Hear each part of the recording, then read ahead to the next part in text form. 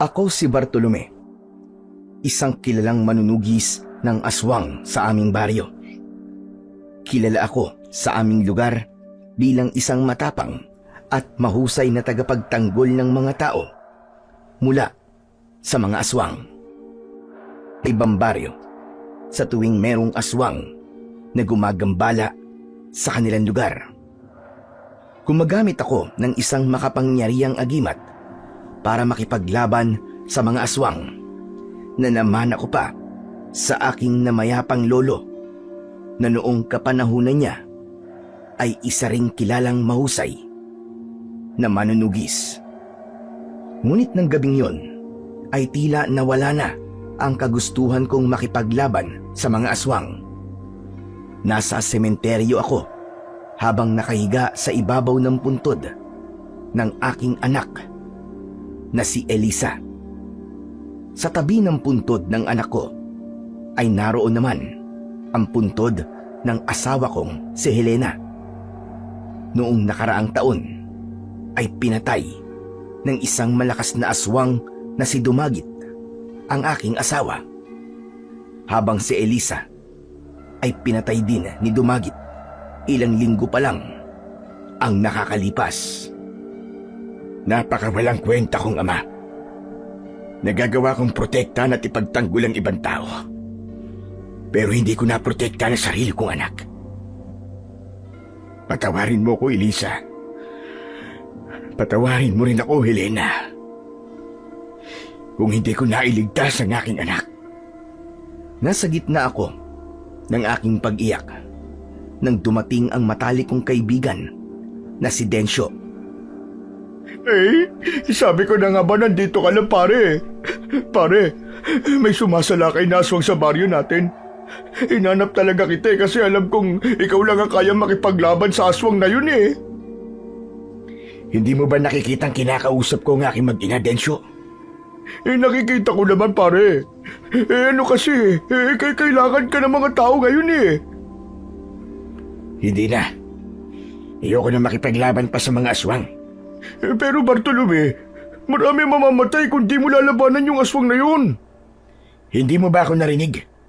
O sadyang bingi ka lamang? Pare naman. Abay, maawa ka naman sa mga tao, pare. Naiintindihan kong pinagdadaanan mo. Pero ikaw lang ang maaasahan namin pagdating sa ganung bagay eh.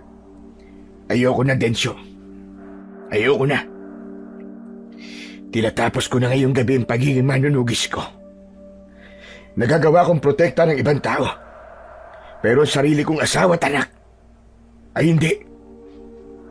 Wala akong silbing manunugis. Wala akong silbing ama. Ngayon mo pa ba sasabihin na wala kang kwentang manunugis sa Bartolome? Matapos mo makipaglaban sa napakaraming aswang at naproprotektahan mo ang baryo natin ng napakahabang panahon? Ang bihira ka. Alam ko na nasasaktan ka ngayon dahil sa nangyari sa mag-ina mo. Pero pare, kung hindi mo kami tutulungan, pare, maraming tao mamamatay. Pare, nakikiusap ako sa'yo, parang awa mo na. Hindi ko kayang makitang pinapatay ng aswang na yun ang mga tao sa baryo natin eh. Wala naman ipinakitang hindi maganda sa'yo mga tao dito, di ba? Lumuhod si Densyo sa harapan ko habang nagmamakaawa ang kanyang muka. Tumiim sa utak ko ang mga huling sinabi ni Densyo. Tama siya na naging mabuti ang mga tao sa baryo namin sa akin at sa aking mag-ina. Sinusuklian nila ng kabutihan ang pagtatanggol na ginagawa ko para sa kanila. Halos araw-araw ay may mga taong nagbibigay sa amin ng mga pagkain na umabot na sa punto na kahit hindi na nga yata kami magtrabaho ay mabubuhay na kami. Mataas din ang respeto ng lahat, hindi lang sa akin, kundi maging sa mag-ina ko. Doon ko napagtanto na hindi ko kayang tiisin ang aming baryo, kaya tumayo na ako at pinunasan ang aking luha. Walang imik akong naglakad paalis sa sementeryo habang nakasunod sa akin si Densyo. Nang gabing iyon ay isang pangkaraniwang aswang ang aking kinalaban. Ginamit ko ang aking agimat at itak upang labanan ang aswang. Isang pamilya ang naabutan kong inaatake ng aswang at sa labas ng bahay nila ay pinatay ko ang aswang. Kinabukasan ng umaga, habang mag-isa kong nakaupo sa labas ng aking kubo, ay isang batang lalaki ang lumapit sa akin. Sino ka? Anong kailangan mo sa akin? Ako po si Ellie, Mang Bartolome. Hindi niyo po ba ako natatandaan? Ako po yung iniligtas niyo po kagabi. Hindi lang po ako ang iniligtas niyo, kundi ang nanay at tatay ko rin po. Bakit ka naririto? Anong kailangan mo sa akin? Hindi po kasi ako nakapagpasalamat sa inyo kagabi, kaya pinuntahan ko po kayo. Maraming salamat po sa pagliligtas po sa buhay namin. Alam niyo po bang sobrang iniidolo ko po kayo? Kapag nakikipaglaban po kayo sa mga aswang, pinapanood ko po talaga kayo. Wala ka na bang ibang sasabihin? Pwede ka nang umalis. Ay, sandali lang po. May sasabihin pa po ako. Baka naman po, Mang Bartolome, pwede niyo po akong turuan na makipaglaban po sa mga aswang. Gusto ko po kasi maging kagaya niyo eh. Idol na idol ko po talaga kayo, Mang Bartolome. Nagpapatawa ka ba, ha, bata? Batang manunugis. Tigilan mo ang kaibangan mo na yan, bata. Ang gawin mo ay mag-aral ka mabuti at tumulong ka sa mga magulang mo. Hindi ko naman po sinabing makikipaglaban po ako agad sa mga aswang eh.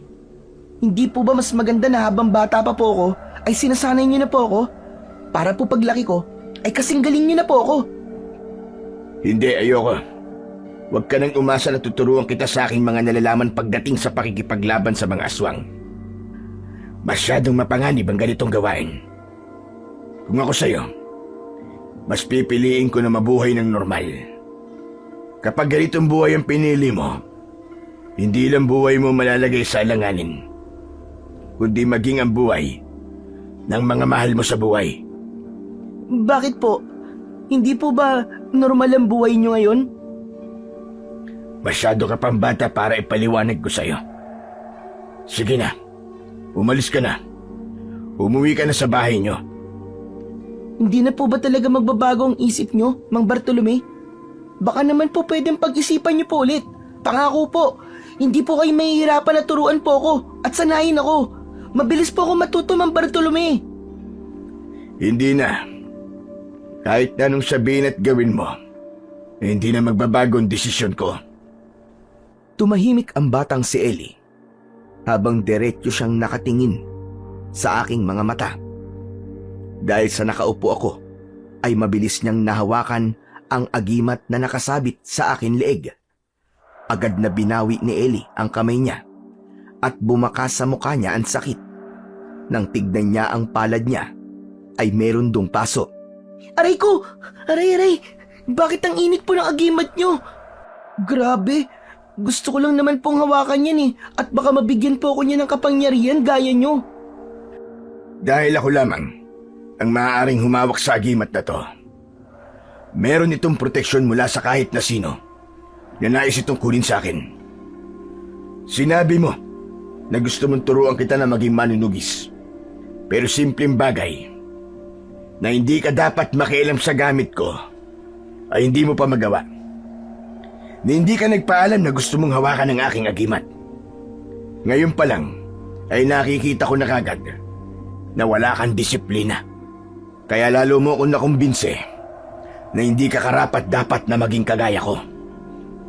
Pwede po bang bigyan niyo po ako ng pangalawa pang pagkakataon? Pangako po, Mang Bartolome. Hindi ko na po hahawakan ng agimat niyo. Tama na, bata. Sinasayang mo lang ang oras ko. Sige na, umalis ka na. Dahil gusto ko mapag-isa. Alis! Natahimik si Ellie. Nakonsensya naman ako sa pagsigaw ko sa kanya nang nangilid ang luha niya. Wala siyang imik na tumakbo papalayo at nabangga pa siya kay Densyo na papalapit sa akin. Napabuntong hininga ako habang hinahatid ng tanaw ang batang si Ellie.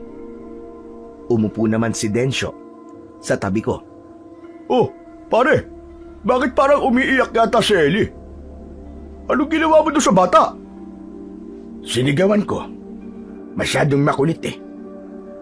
Gusto niyang turuan at sanayin ko siya na maging manunugis na kagaya ko. Kawawa naman. Nasigawan mo pala. Abay, napakabait na bata pa naman nun. Kapag masyado nang makulit ang bata, Densyo, kailangan ng sigawan. O ikaw, ano palang ginagawa mo rito? Magpapasalamat lang ako sa'yo. Kasi nakipaglaban ka pa rin sa aswang kahit alam kong may pinagdadaanan ka mabigat na problema. Saka, gusto rin kitang kumustahin eh. Alam ko na kailangan mo na makakausap kahit papaano. Hindi ko kailangan ng kausap. Ang kailangan ko ay mahabang oras na mag-isa ko. Wala akong ganang makipag-usap sa kahit na sino. Grabe ka naman, Tulume. Parang sinabi mong umalis na ako ah. Andito nga ako para kausapin ka eh. Kung ano nandyan sa loob mo, ilabas mo. Abay sabihin mo sa akin. Mas okay na ikinikwento mo sa ibang nararamdaman mo para gumaan-gaan naman yung daladala mo. Hindi ka ba talaga marunong umintindi, Densyo? Sinabi ko na sa'yo na gusto kong mapag-isa. Magkikwento ko sa'yo kapag handa na ako. Sigurado ka na ba dyan? Hindi na ako nagsalita. Tinignan ko na lang ng matalim si Densyo at saka siya tumango habang nag-aalangang ngumiti. Okay, sige. Sabi ko nga aalis na ako. Babalik na lang ako bukas, pare. Marahang tinapik ni Densyo ang balikat ko. Saka siya tumayo at naglakad paalis. Nang mag-isa na ulit ako, ay doon ko muling naramdaman ang labis na kalungkutan dahil sa pagkawala ng aking nag-iisang anak. Bumalik sa alaala ko ang gabi na abala ako sa pakikipaglaban sa mga aswang. Nagtagumpay akong ubusin ang mga aswang ng gabing yun. Masaya pa akong bumalik sa aming bahay, ngunit pag-uwi ko ay sumalubong sa akin ang isang tagpo na kahit sa panaginip ay hindi ko pinangarap na makita. Nasa loob ng aming bahay ang aswang na si Dumagit at nasa paanan niya ang walang buhay na katawan ng anak kong si Elisa. Napuno ng puot ang puso ko. Sa sobrang galit ko ay nagawa kong patayin si Dumagit ng gabing yon. Pero kahit napatay ko siya, ay hindi pa rin nabawasan ng sakit at bigat na daladala ko. Hayop ka, Dumagit. Hindi mo ko kayang patayin. Kaya ang mag-ina kong pinatay mo. Hindi mo na dapat sila dinamay sa laban. Nawala silang kinalaman. Ang galit na nasa puso ko ay unti-unting napalitan ng lungkot at pangungulila hanggang sa tuluyan ng pumatak ang mga luha ko. Hindi ako sanay na mabuhay na wala ang mag-ina ko sa aking tabi. Nung namatay ang asawa ko, ay halos babaliw ako, pero tinatagan ko ang loob ko para sa aming anak. Pero nang ang anak ko naman ang nawala, ay parang nawalan na rin ako ng dahilan para mabuhay. Hindi ko na alam kung para saan pa ang pakikipaglaban na ginagawa ko sa mga aswang. Lumipas ang mga araw na wala akong ginawa kundi ang magkulong sa loob ng aking bahay. Kahit araw-araw akong pinupunta ni Densyo, ay hindi ko siya hinaharap dahil wala akong ganang makipag-usap sa kahit na sino. Kung meron man akong nais na makausap, ay yun ang aking mag-ina. Pero alam kong imposible na yung mangyari. Binantayan ko rin ang mga gabi. Napansin ko na wala ng aswang ang umaatake sa aming baryo. Inisip ko, na baka napagod na ang mga aswang na magtungo at sumalakay sa aming lugar dahil palagi ko silang natatalo. At doon na ako nagkaroon ng kagustuhan na umalis sa baryong yun at magpakalayo-layo. Isang tahimik na gabi, lumabas ako ng bahay na bitbit ang isang bag na naglalaman ng mga damit at ilang importanteng gamit ko. Nagtungo ako sa sementeryo at tumayo ako sa harapan ng puntod ng aking mag-ina. Helena. Elisa. Alam ko na ang gusto nyo ay habang buhay tayong manirahan sa baryong ito ng magkakasama. Pero hindi na yun mangyayari. Dahil wala na kayo. Patawarin niyo ako kung aalis na ako rito. Dahil sa tuwing nandun ako sa bahay natin, ay naaalala ko lamang kayo. Lalo na ang gabing pinatay kayo ni Dumakit. Hindi ako makakausad kung araw-araw ako malulungkot at iiyak. Sa tingin ko naman, ay ligtas na ang baryong ito mula sa mga aswang at hindi na nila ako kailangan. Huwag kayong mag-alala. Dahil kahit lilisanin ko ang lugar na ito, ay daladala ko kayo sa aking puso. Hinding-hindi ko kayo makakalimutan. Mahal na mahal ko kayong dalawa. Hinayaan kong pumatak ang mga luha ko.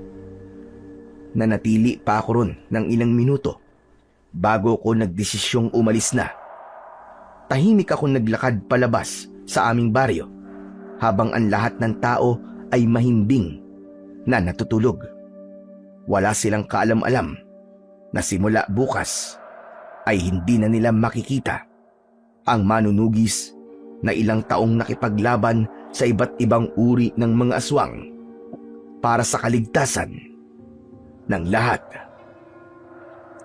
Sa pag-alis ko sa aming baryo, ay pinili kong manirahan sa isang napakalayong lugar. Sa lugar na yon ay walang nakakakilala sa akin at walang nakakaalam sa pagiging isang manunugis ko. Nung una ay nakitira ako sa isang matandang babae na si Lola Simang at nagbabayad ako sa kanya buwan-buwan para sa paninirahan ko sa bahay niya. Ngunit nang tumagal ay itinuring niya na akong parang totoo niyang kadugo at siya mismo ang nagsabi na wag na akong magbabayad sa kanya ng upa. Namuhay ako sa lugar na yon ng simple at normal. Nagtatrabaho ako bilang magsasaka sa isang taniman ng mga gulay. Mabilis na lumipas ang mga taon at hindi ko namalayan na 10 taon na pala ang lumipas simula nang umalis ako sa aming baryo. Bagamat hindi na ako malungkot ngayon at umiiyak araw-araw dahil sa pagkamatay ng aking mag-ina, ay alam kong nakatago pa rin sa puso ko ang kanilang alaala. Isang gabi, habang nasa labas ako ng kubo ni Lola Simang, mag-isa ako roon habang nakatanaw sa kawalan. Nagulat ako nang marinig ko ang boses ni Lola Simang sa likuran ko. Bartolome! Abay, hindi ka pa mapapasok. Malamig na rito sa labas, ha? Mamaya na lang, Lola Simang. Mas gusto ko nga rito at malamig. Ilang araw ko nagnapapansin na madalas kang tahimik, iho. May problema ka ba? Mangyaring 10 taon na po kasi nakamatayan ng anak ko na si Elisa. Pinag-iisipan ko po kasi kung dapat ko ba siyang dalawin sa sementeryo sa baryo namin. Bakit nag-iisip ka pa? Bakit hindi mo puntahan ang libingan ng anak at asawa mo? 10 taon ka na rin dito. At 10 taon mo na rin silang hindi nadadalaw, hindi ba? Hindi ko po alam eh. Kapag iniisip ko kasi, nababalik ako sa baryo namin, ay parang nagdadalawang isip ako. Hindi ko kasi alam kung paano ko haharapin ang mga tao ron. Lalo na't umalis ako na hindi nagpaalam sa kanila. Baka ho kasi nang umalis ako, ay may mga pagsalakay ng aswang na nangyari ron. Tapos ay wala ako. Baka iniisip ng mga tao sa amin na iniwanan ko sila sa mga panahong kailangan nila ako.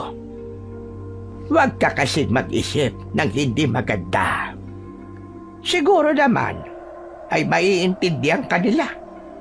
Alam nila na malungkot ka nung umalis ka sa lugar ninyo. At yun lamang ang naisip mong paraan para makatakas ka sa kalungkutang yon. Kaya kung ako sa'yo, huwag mong pigilan ang sarili mo bumalik sa baryo nyo upang bisitahin ang iyong mag-ina. Iniisip ko po kasi na baka hanggang ngayon ay may mga aswang pa rin sumasalakay sa baryo namin. Hindi po ba nasabi ko sa inyo na ayoko nang balikan ang aking nakaraan? Baka kasi pilitin ako ng mga tao na makipaglaban ulit sa mga aswang. Hindi porke magbabalik ka sa baryo nyo ay muli mo ring babalikan ang iyong pagiging manunugis. Pagkatapos mong dalawin na mag-ina mo, ay umalis ka na kagad kung iyong gusto. Alam ni Lola Simang ang kwento sa aking nakaraan. Naging matapat ako sa kanya noon dahil nakuha na niya ang tiwala ko. Wala akong inilihim sa kanya at lahat ay sinabi ko sa kanya kahit ang pagiging manunugis ko. Sandali akong tumahimik para mag-isip. Ngunit nagtatalo pa rin ang puso at isip ko. Sinasabi ng puso ko na bumalik ako sa aming baryo. Pero kasalungat nun ang gustong gawin ng aking utak. O siya, ganito na lamang ang gawin mo. Para mapadali ang pagbalik mo sa baryo nyo, ay sasamahan na lamang kita. Ano ho? Abay, bakit niyo ako sasamahan? Para magkaroon ka ng dahilan upang umalis kagad doon. Siyempre, kung kasama mo ko ay kailangan mo talagang bumalik kagad dito dahil walang magbabantay dito sa bahay. Sigurado ho ba kayo na gusto niyo sumama sa akin? Oo naman. Ako na nga nagsabi na sasama ako, hindi ba? Isa pa, Tolome. Gusto ko ring makapunta sa ibang lugar. Abay, matagal-tagal na rin ako nung huling beses na nakaalis sa baryong ito. Pinag-isipan ko ng mabuti ang sinabing yon ni Lola Simang. Hanggang sa napagtanto ko na masyado ng matagal ang 10 taon na hindi ko binibisita ang libingan ng aking mag-ina. Siguro nga ay panahon na para bumalik ako sa aming baryo. Kaya sa huli ay sinabi ko kay Lola Simang na pumapayag ako sa suwestyon niya. Makalipas ang 2 araw ay bumiyahe na kami ni Lola Simang pabalik sa baryo kung saan ako dating nakatira. Kaunting damit lang ang dinala namin dahil wala kaming balak na manatili roon ng matagal. Para sa akin ay sapat na ang 3 araw kaming naroon. Habang sakay ng bus, ay tahimik akong nakatingin sa bintana. May kaba akong nararamdaman ng sandaling yon. Sandali nga. Ayos ka lang ba, ha, Bartolome? Opo. Medyo kinakabahan lang ako. At bakit ka naman kinakabahan? Hindi ko po kasi alam ang magiging reaksyon ng mga tao sa amin kapag nakita nila ako. Iniisip ko na galit sila sa akin lahat. At bakit naman sila magagalit sa'yo? Sabihin nating may mga aswang nga na umatake sa baryo nyo matapos mong umalis. Pero wala silang karapatan na magalit sa'yo. Hindi nila hawak ang buhay mo. At may karapatan kang piliin ang bagay na alam mong makapagpapagaan ng iyong buhay. Isa pa, ikaw ang nagsabi sa akin na ilang taon kang nakipaglaban sa mga aswang at ginawa mo ang lahat para protektahan sila ng mga taon na yon. Kaya para sa akin, hindi sila dapat magalit sa iyo. Hindi ko naman po kasi madidiktahan ang dapat maramdaman ng mga tao sa amin eh. Yun na nga. Nandun na tayo sa hindi mo madidiktihan ang mararamdaman nila. Pero kung alam mo sa sarili mo na wala kang ginawang mali at ang pag-alis na ginawa mo ay nagdulot ng kabutihan sa iyo, ay hindi mo dapat isipin kung ano ang mararamdaman nila sa iyo. Napangiti ako sa sinabing yun ni Lola Simang. Isa yun sa dahilan kung bakit naging malapit ang loob ko sa kanya. Pakiramdam ko kasi ay nabuhay sa katauhan ni Lola Simang ang aking namayapang lola na palagi akong binibigyan ng payo. Kahit paano ay nabawasan ang kabang nararamdaman ko. Huminga ako ng malalim at inisip ko na lang na kaya ako babalik sa aming baryo ay para sa aking mag-ina at hindi para sa kung ano pang bagay. Gabi na nang makarating kami ni Lola Simang sa aming baryo. Nang oras na yon ay sarado na ang lahat ng bahay na aming nadaanan. Kahit paano ay nagpasalamat ako dahil walang mga taong nakakita sa pagbabalik ko. Nang marating na namin ang bahay ko, ay hindi nakasarado ang pinto nun. Napansin ko na may mga inayos sa bahay ko at nang pumasok kami roon ay nagtaka ko dahil halos walang nagbago roon. Malinis sa loob at maayos ang mga gamit na parabang habang wala ako roon ay meron doong nakatira at siyang nag-aalaga sa bahay ko. Pambihira. 10 taon na akong hindi nakauwi.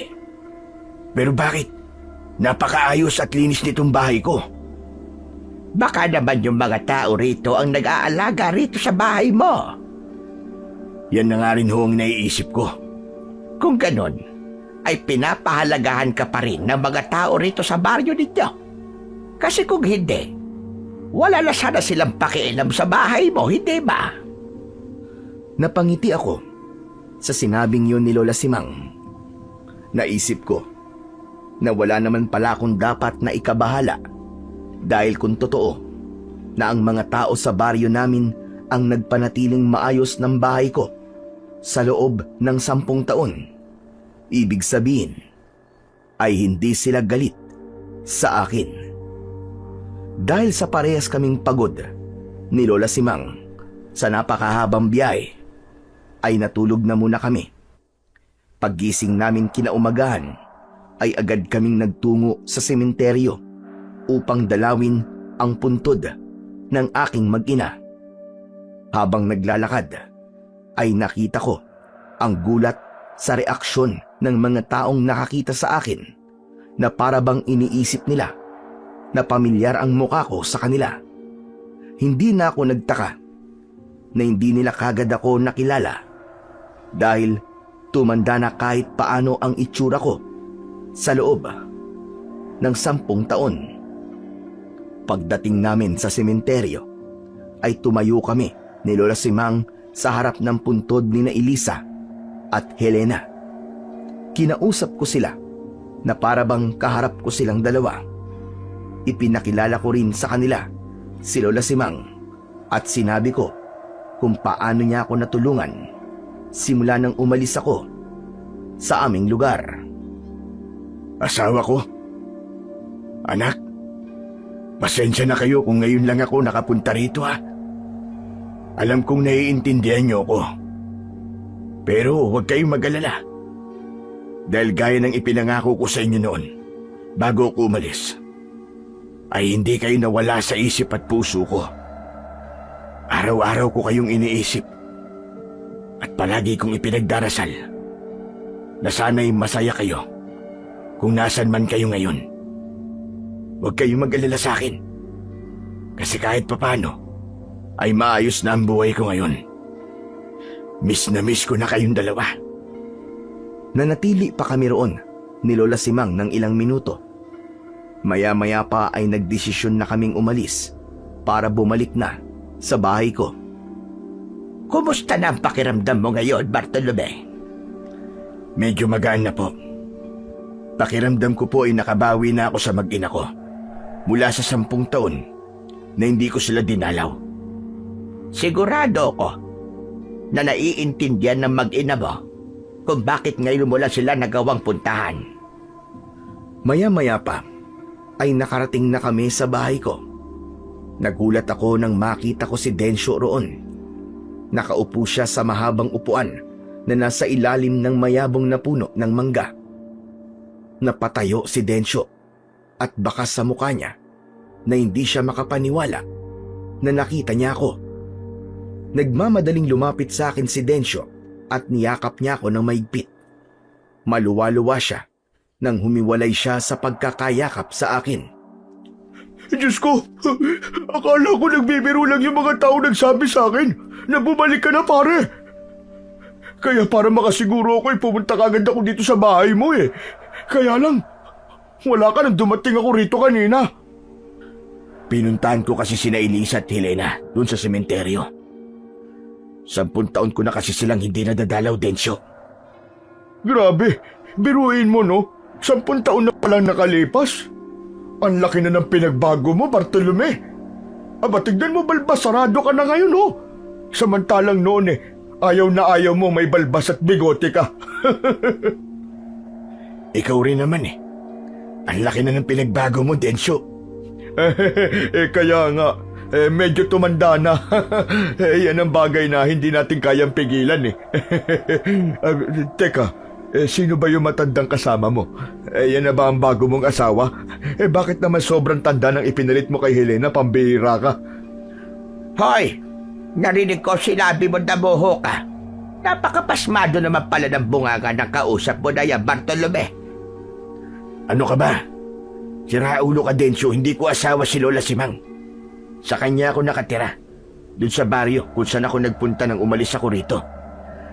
Lola Simang. Siya nga po pala si Densyo. Matali ko pong kaibigan. Pasensya na ho kayo. Kinagagala ko po kayong makilala, Lola Simang. Inilahad ni Densyo ang isa nitong kamay, pero hindi yun tinanggap ni Lola Simang. Inirapan pa ni Lola Simang si Densyo. Nagpaalam siya sa amin na papasok muna siya sa bahay upang makapag-usap kaming dalawa ni Densyo. Parehas kaming naupo ni Densyo sa mahabang upuan. Pambihira. Sa totoo lang, hindi pa rin ako makapaniwala na nandito ka na, pare. Umalis ka kasi rito nang hindi nagpapaalam kahit kanino Kahit na nga ako na kaibigan mo, hindi ka nagsabi na may bala ka palang umalis noon. Tapos wala pang nakakaalam kung saan ka nagpunta. Biglaan kasi ang desisyon ko na yun, Densyo. Naisip ko na hindi ako makakausad sa lugar kung saan namatay ang aking mag-ina. Oo nga pala. Hindi ba galit ang mga tao rito sa akin? Hindi no. Saka bakit naman kami magagalit sa'yo, pambihira ka, pagkatapos mo kami protektahan mula sa mga aswang sa loob ng napakaraming taon? Sa tingin mo ba makakaramdam kami ng galit sa'yo? Parang lalabas naman na wala kaming utang na loob sa'yo kung magagalit kami sa'yo, di ba? Mabuti naman kung ganun, Densyo. Sa totoo lang nagdadalawang isip akong bumalik. Kasi iniisip ko na galit kayo kasi iniwan ko kayo nang hindi ako sigurado kung may aswang pabansasalakay dito. Oo nga pala. Itong bahay ko. Sino nag-alaga nito habang wala ako? Aba, sino pa ba? Kundi ako. Kapag bumabagyo nandyan ako sa bahay mo at nagbabantay. Kapag may nasisira, naayos ko kagad. Pero hindi lang ako nag-aalaga sa bahay mo. Pati mga kapitbahay mo naglilinis din dito. Abay, ganun kaka-importante sa amin, Bartolome. Lahat kami, umaasa na babalik ka pa rito at hindi nga kami nagkamali kasi nandito ka na ulit. Maluwa-luwa akong napangiti sa sinabing yun ni Densyo. Doon ko napagtanto na wala naman pala akong dapat na ikatakot sa pagbabalik ko sa aming baryo. Napakasarap marinig na hanggang sa sandaling yon ay hindi pa rin nakakalimutan ng mga tao ang ginawa ko noon para sa kanila. Ikaw pare, kumusta ka na pala? Ano na nangyari sa'yo habang wala ko rito? Yun pare, may asawa na ako ngayon. Kilala mo naman siguro si Amelita, no? Yung napakagandang dalaga na nililigawan mo noon. Siya na pangasawa mo pare? Aba, napakaswerte mo naman pala kung ganun. Hindi siya na pangasawa ko, kundi yung pinsan ni Amelita na si Carla. Akala ko naman si Amelita na pangasawa mo. Bakit kasi siya pa ang binanggit mo eh? Alam ko kasi na mas kilala mo si Amelita kaysa kay Carla. Pero sa Maynila sila nakatira ng mga anak namin. Hindi ko kasi pwedeng iwanan ng bahay namin at wala magbabantay eh. Bakit nasa Maynila ang mag-iina mo pare? Sa totoo niyan pare, may aswang kasi na gumagala na naman dito sa atin pare. Halos gabi-gabing may namamatay. Nung umalis ka, ilang taon na walang aswang na sumalakay dito. Akala nga namin nun okay na ang lahat pero hindi pa pala. Parang pinagpahinga lang pala ng aswang ang baryo natin pare. Kung di ako nagkakamali siguro, mga 3 taon na rin simula nang may aswang na nanggugulo na naman dito. Kaya nga masaya ako ngayon pare na nandito ka na ulit. Meron na ulit makikipaglaban sa mga aswang. Pasensya ka na pare. Pero nang umalis ako rito, ay kinalimutan ko na ang pagiging manunugis ko. Ha? Bakit suot mo pa rin yung agimat mo pare? Nasanay lang ako na suotin ito. Isa pa, masaya na ako sa buhay ko, sa baryo kung saan ako naninirahan ngayon. Nagustuhan ko na ang buhay kong tahimik. Ganong buhay na ang gusto ko hanggang sa mamatay ako pare. Hindi rin kasi ako magtatagal dito sa baryo natin. At babalik din ako sa baryong pinanggalingan ko. Nalungkot naman ako bigla sa mga sinabi mo pare. Akala ko pa naman meron na ulit kaming tagapagtanggol. Pero huwag ka mag-alala kasi naiintindihan ko ang desisyon mong yan. Siguro, aasa na lang kami na merong maglalakas ng loob na labanan yung mga aswang na yun. Iniba ko na ang pinag-uusapan namin ni Densyo. Dahil ayoko nang pag-usapan ang tungkol sa mga aswang. Kinuwentuhan ko siya ng mga nangyari sa akin simula nang umalis ako sa lugar na yon. Pero kahit iba na ang aming pinag-uusapan, sa loob ko ay naroon pa rin ng pangamba na unti-unting nabubuhay dahil sa aswang na sumasalakay na naman sa baryo namin. Hindi nagtagal ay nagpaalam na si Densyo sa akin dahil aniya ay may gagawin pa siya. Nakatulala ako at tila wala sa sarili nang pumasok ako sa bahay ko. Nakita ko si Lola Simang na nakaupo sa maliit kong sala. Umupo ako sa tabi niya at hindi ako nagsalita. Bakit parang ang lukot mo?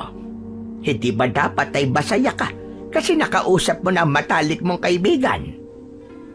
Masaya po ako na nagkita at nagkausap ulit kami ni Densyo. Pero malungkot po ako dahil sa mga nalaman ko mula sa kanya sa nangyayari rito sa baryo namin ngayon.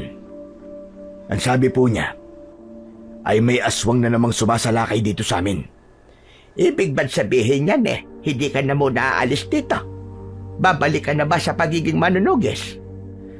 Hindi ho, Lola Simang. Buo na po ang desisyon kong talikuran ng pagiging isang manunugis. Mas gusto ko ang simple at tahimik na buhay. Ang bala kong gawin ay umalis na tayo rito bukas ng umaga. Sigurado ka na bang yan nga ang gusto mong gawin? Oo, Lola Simang. Sigurado na ho ako.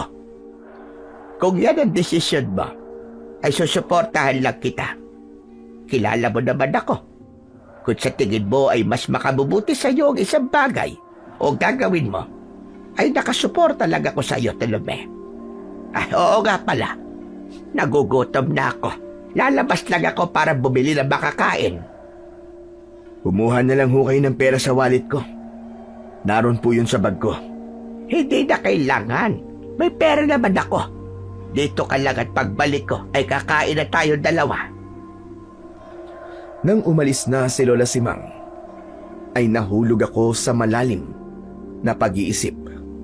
Bumalik sa alaala ko yung panahon na aktibo pa ako sa pakikipaglaban sa mga aswang. Naalala ko ang sigawan at takot ng mga tao sa tuwing may aswang na bigla na lamang sasalakay sa aming baryo para pumatay at kumain ng mga tao. May parte ng puso ko ang nagsasabi na kailangan kong tulungan ng mga tao, pero naisip ko na malaki ang posibilidad na maging magulo na naman ang buhay ko kapag bumalik ako sa pagiging manunugis, kaya agad kong inalis sa utak ko ang bagay na yon. Kinagabihan, sa sala ako humiga habang si Lola Simang ay sa kwarto. Kahit matagal akong nawala sa bahay na yon, ay mabilis pa rin akong nakatulog. Ngunit sa pagtulog ko, ay napanaginipan ko ang pagpatay ni Dumagit sa aking mag-ina. Nang magising ako mula sa panaginip na yon, ay tagaktak ng malamig na pawis ang aking noo at habol ko ang aking paghinga. Bumangon ako para uminom ng tubig. Nagulat ako nang lumabas si Lola Simang sa kwarto. Nakakagulat ka naman, Lola Simang. Hindi ka rin ba makatulog kagaya ko? Hindi naman ho. Nagising lang po ako kasi napanaginipan ko ho yung mag-ina ko. Napanaginipan ko po yung pagpatay ni Dumagit sa kanila. Yun po yung aswang na pumatay kina Elisa at Helena. Eh kayo, namamahay po ba kayo kaya hindi ho kayo makatulog? Ewan ko ba? Hindi ako sigurado. Inaantok naman ako pero hindi ako makatulog. Para ako kinakabahan na hindi ko maintindihan. Para bang may nangyayaring hindi maganda. Kaya nga ho eh. May ganyan din po akong nararamdaman nang nagising ako kanina. Hindi ko alam kung dahil ba sa panaginip ko na yon o sadyang may iba pang dahilan. Oo nga pala. Tatanungin ulit kita. Sigurado ka na ba ka? Aalis na tayo mamayang umaga. Oo, Lola Simang. Ayoko na po talagang makialam sa kung anong nangyayaring hindi maganda dito. Kung ganon, ay pilitin natin makatulog. Kailangan natin ng mahabang tulog dahil mahaba rin ang magiging biyahe natin. Sumang-ayon ako sa sinabi ni Lola Simang. Bumalik na kaming dalawa sa pagkakahiga. Ipinikit ko na ang mga mata ko at hindi nagtagal ay nagawa ko ng makatulog ulit. Umaga na nang magising kami ni Lola Simang. Agad kaming nag-asikaso para sa pag-alis namin. Maya-maya pa ay lumabas na kami ng bahay ko. Nadala ang aming bag. Sandali akong huminto upang tignan ang aking bahay dahil wala akong ideya kung gaano katagal bago ulit ako makabalik. Matapos yun, ay nagsimula na kaming maglakad. Sandali kaming napahinto nang nakita namin ang napakaraming tao sa harap ng isang bahay. Dinig din namin ang pag-iyak ng isang lalaki. Lumapit kami roon at nakita namin ang isang lalaki na umiiyak habang yakap-yakap ang walang buhay na katawan ng isang babae at isang batang lalaki. Nahinuha ko na asawa at anak yun ng lalaki.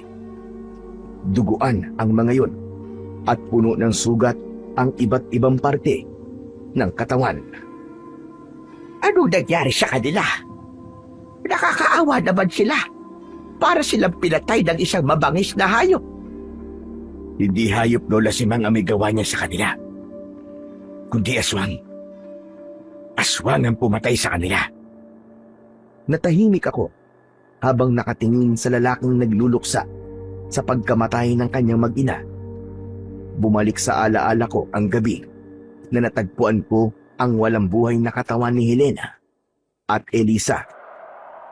Tumiim ang bagang ko at mariin kong naikuyom ang aking mga kamay.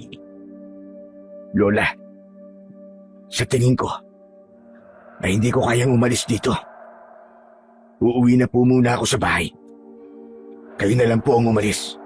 Ano ka mo? At bakit naman? Hindi ko po pala kayang umalis sa baryong to habang may aswang na sumasalakay dito. Sige ho, Lola Simang. Umalis na ho kayo. Pasensya na po kung biglang nagbago ang isip ko.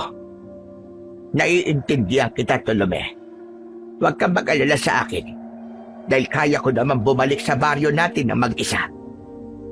Mag-iingat po kayo. Pasensya na po ulit. Ngumiti si Lola Simang at saka siya naglakad palayo. Malungkot kong pinagmasdan ang pag-alis ni Lola Simang, pero alam ko sa sarili ko na hindi ko kayang tiisin ng mga tao sa aming baryo. Hindi ako matatahimik na habang ligtas ako sa baryo ni na Lola Simang ay may mga tao na mawawalan ng mahal nila sa buhay nang dahil sa aswang. Alam ko kung gaano yung kasakit, lalo na't 2 beses ko yung naranasan. Bumalik na ako sa bahay ko. Pagpasok ko roon ay sinalubong ako ng nakakabinging katahimikan. Nangihina akong napaupo at hinawakan ko ang agimat na nakasabit sa leeg ko. Hindi nagtagal ay nagulat ako nang pumasok sa bahay ko si Lola Simang. Oh, Lola Simang, ano pong ginagawa niyo rito? Bakit yung kayo bumalik? May nakalimutan ho ba kayo? Oo, meron akong nakalimutan. Ikaw, Oh, ako? Abay, paano pong ako? hindi ba sabi ko ay magkasama tayong babalik sa bahay ko? Kaya naisip ko na bumalik dito upang sabay na tayong umalis dito kapag natapos mo na ang problemang kinakaharap ng lugar niyo. Pero Lola Simang, masyado pong delikado ang sitwasyon dito ngayon. Baka ho may mangyaring masama sa inyo. Mas ligtas po kayo sa bahay ninyo. Alam kong hindi ako mapapahabak dahil nandiyan ka, Tolome. Hindi ko man nakita ng personal kung paano ka makipaglaban doon sa pag-aaswang, ay nararamdaman kong malakas at mahusay ka, Tolome. Isa pa, kailangan mo ang gabay ko. Kaya hindi ako pwedeng umalis dito nang hindi ka kasama. Hindi man kita magabayan sa pakikipaglaban, ay magagabayan naman kita sa napakaraming bagay. Kung yan po ang desisyon nyo, ay hindi ko na po kayo pipilitin na umalis. Maraming salamat po sa inyo, Lola. Ang totoo po niyan nalugkot ako. Nang akala ko po ay aalis na kayo kanina. Pero kinakabahan po ako kasi hindi natin alam kung anong pwedeng mangyari sa mga susunod na araw. Hindi ko pa kasi alam kung gaano kalakas yung aswang na nanggugulo dito ngayon. Huwag mo kong iisipin, Bartolome. Kung mamamatay ako rito, ay wala na kaso yun sa akin. Matanda na ako, Bartolome. Halos lahat ng bagay dito sa mundo ay naranasan ko na. Kumbaga, masaya na ako sa naging buhay ko. At kahit mamatay ako ngayon, ay wala akong pagsisisihan. Sa kabila ng kaba ko, sa mga maaaring mangyari sa mga susunod na araw at gabi, ay masaya ako. Nakasama ko pa rin si Lola Simang. Sa loob kasi ng 10 taon na magkasama kami, ay nasanay na ako na palagi ko siyang nakikita. Totoo, na kailangan ko ng gabay niya. Kahit matanda na ako, ay kailangan ko pa rin ang mga payo ni Lola Simang na hindi hamak na mas marami ng alam sa buhay kesa sa akin. Simula noon, ay nangako ako sa sarili ko na hindi ako aalis sa baryo namin nang hindi ko napapatay ang aswang. Hinasa ko ng mabuti ang aking lumang itak at sa likod ng bahay namin ay nagsimula akong magsanay sa paggamit nun. Napakatagal kong hindi nakipaglaban sa aswang, kaya kailangan ko ulit mag-ensayo.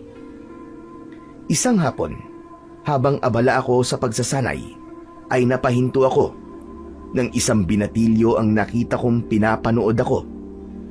Nakanganga siya at may gulat sa mga mata habang nakatingin sa akin. Sino ka? At anong ginagawa mo rito? Hindi muna sumagot ang binatilyo at naglakad siya palapit sa akin. Tinignan niya ako mula ulo hanggang paa at bumalik ang mata niya sa mukha ko. Grabe! Totoo nga pong nagbalik na po kayo. Kayo po ba talaga yan, Mang Bartolome? Teka. Sino ka ba, ha? Bakit hindi ka muna magpakilala sa akin? Ang daya niyo naman po. Ako nga po, nakikilala ko po kayo eh. Tapos, hindi niyo po ako natatandaan? Sige na po. Hulaan niyo po kung sino ako. Titigan niyo po ako na mabuti, mula ulo hanggang paa. Titigan niyo po ang mukha ko. Pwede ba? Wala akong oras sa laro mo. Hindi ako interesadong makilala ka. Sige na, umalis ka na rito. Hindi mo ba nakikita may ginagawa ko? Naku, pasensya na po kayo ah. Akala ko po kasi naaalala niyo ako eh. Sa bagay, 10 taon na po yatang nakalipas nung huling beses niyo po ako nakita at nakausap. Mang Bartolome, ako po ito. Si Ellie. Ellie? Wala akong kilalang Ellie. Hindi niyo na po ba talaga ako natatandaan, Mang Bartolome? Ako po yung batang kumausap sa inyo dati at tumihiling po na turuan niyo po ako maging manunugis. Hindi pa nga po kayo pumayag kasi sabi niyo po, delikado ang maging kagaya niyo, di ba? Tapos, hinawakan mo yung agimat ko nang hindi nagpapaalam. Kaya napaso ang kamay mo. Oh, natatandaan na nga kita. Oh, ano ngayon ang ginagawa mo rito? Anong kailangan mo? Narinig ko po kasi na pinag-uusapan ka ng mga tao eh. At sinasabi nila na bumalik ka na raw po. Akala ko nga po hindi totoo kaya sinabi ko po sa sarili ko na pupunta ako rito para makita ko kung totoo nga. Hindi nga po ako makapaniwala na totoo nga pong nandito ulit kayo. Ang tinanong ko sa'yo ay kung anong ginagawa mo rito. Huwag mo akong bigyan ng ibang sagot. Sorry po. Natuwa lang po talaga ako na bumalik na po kayo sa baryo natin. Hindi pa rin po pala kayo nagbabago, no? Medyo masungit pa rin po pala kayo. Pinuntahan ko po kayo kasi tatanungin ko po ulit sana kayo tungkol po sa tinanong ko dati nung huling beses po tayo nagkita. Ang alin? Yung gusto mong turuan kita na maging manunugis? Opo, yun nga po. Baka po kasi nagbago na po ang isip nyo eh. Kung hindi nyo po na itatanong hanggang ngayon po, ay kayo pa rin po ang idol ko. Hindi pa rin nagbabago ang isip ko pagdating sa bagay na yun. Hindi pa rin kita tuturuan o sasanayin. Hala, pero bakit naman po? Noon po naiintindihan ko kung bakit ayaw nyo po. Kasi bata pa ako noon eh. Pero 17 taong gulang na po ako ngayon. Tignan nyo nga po. Medyo nagpalaki pa nga ako ng katawan para lang makita nyo na gusto ko po talaga maging kagaya nyo. Naniniwala po kasi ako na babalik kayo rito sa atin. Kaya pinaghandaan ko po talaga ang lahat. Ganyan ba kababaw ang tingin mo sa pagiging manunugis? Na kailangan ay meron ka magandang katawan para masabing may kakayahan ka na makipaglaban sa mga aswang? Kung noon ay makulit ka, ngayon naman ay makitid na ang utak mo.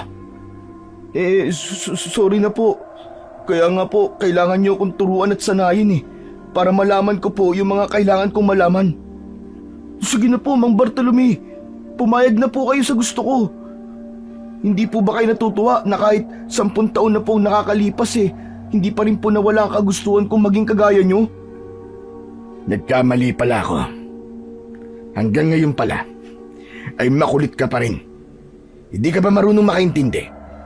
Ayokong turuan ka na maging manunugis. Umuwi ka na. Turuan mo na lamang ang mga magulang mo sa mga gawaing bahay. Wala na po akong nanay at tatay eh. Patay na po sila. Pinatay po sila nung aswang na umaatake po ngayon dito sa atin. Kaya nga po, mas nagkaroon po ako ng kagustuhan na maging manunugis dahil dun eh. Gusto ko pong patayin ang aswang na yon. para wala na pong gaya ko na mawawalan ng magulang o kaya ay nang mahal sa buhay. Sandali akong natigilan sa sinabing yun ni Ellie. Wala kasi akong ideya na namatay ang mga magulang niya dahil sa aswang. May awang humaplos sa puso ko. Ramdam ko ang labis na kagustuhan niya na maging kagaya ko. Pero alam ko sa sarili ko na hindi madali ang buhay ng isang manunugis.